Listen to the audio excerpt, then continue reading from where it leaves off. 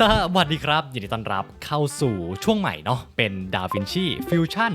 101นะครับในคลิปวิดีโอนี้เนี่ยเราก็จะมาว่าด้วยปัญหาเล็กๆน้อยๆของหลายๆคนที่พอทำพวก motion graphic เนี่ยมักจะเจอกันมันก็คือการที่ว่าเฮ้ยเราขึ้นคลิป motion มาอย่างนี้แต่ว่าเวลาที่เรานั่งดูนั่งแก้งานหรือว่าเก็บงานเนี่ย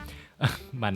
ไม่ได้ยินเสียงของคลิปที่เราพูด มันทำให้ปัญหาเนี้ยหลายๆครั้งเลยเนี่ยเวลาผมทำโมชั่นก่อนหน้าเนี้ยก็จะแบบไม่รู้ว่าโมชั่นที่เราทำมาเนี่ยมันตรงกับเสียงพูดหรือว่าเสียงบรรยายภายในคลิปหรือว่าเสียงเพลงหรือเปล่านะครับอารมณ์มันก็จะประมาณนี้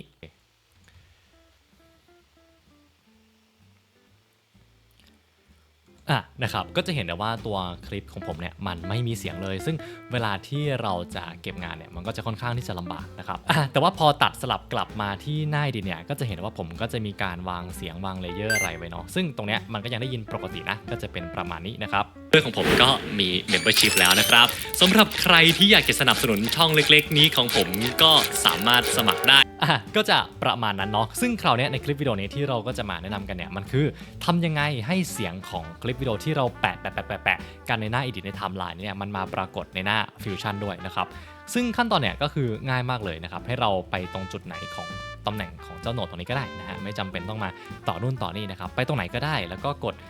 เป็นในส่วนของ Effect นะครับหรือว่าจะเป็น Control แล้วก็ Space Bar แต่ถ้าเป็น Mac ก็จะเป็น Command Space Bar นะครับจากนั้นพิมพ์คำว่า Media นะครับจะเห็นได้ว่ามี Media In แบบนี้ขึ้นมาก็กด Add เข้ามาได้เลยนะครับก็จะเป็นโหนดเปล่าๆแบบนี้เนาะไม่จำเป็นต้องไปต่อกับอะไรนะครับจากนั้นเนี่ยให้เข้ามาที่Fusion Comp ที่เป็น Media In ตัวนี้เนาะที่เราดึงเข้ามาแล้วนะครับมาที่ Audio ตรงนี้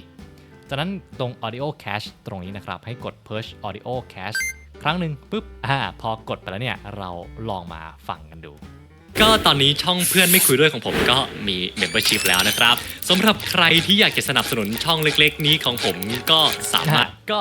เรียบร้อยนะครับตอนนี้ก็มีเสียงมาปรากฏในหน้า Fusion ของเราแล้วซึ่งผมก็หวังมากๆเลยนะครับว่าเทคนิคนี้จะทำให้หลายๆคนทำงาน motion ได้ง่าย